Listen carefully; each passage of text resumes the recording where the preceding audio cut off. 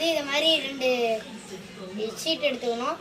இதை 2ஆக மடிச்சுட்டு 2 இது 2ஆக மடிச்சிடணும். இதை வந்து இப்படி மடக்கிட்டோன்னா இதை வந்து ஆப்போசிட் சைடுக்கு மடக்கணும்.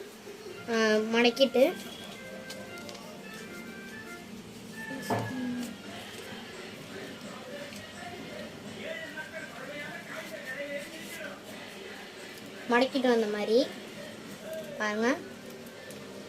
இதே மாதிரியே அதையும் மடக்கணும்.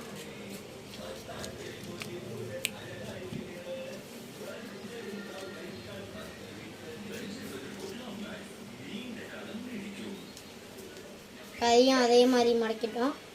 இப்போ வந்து இது 2த்தையும் இப்படி வச்சுட்டு இதுக்குள்ளார விடணும். இது ஒருவேளை இப்படி தப்பாக இருந்துட்டுனா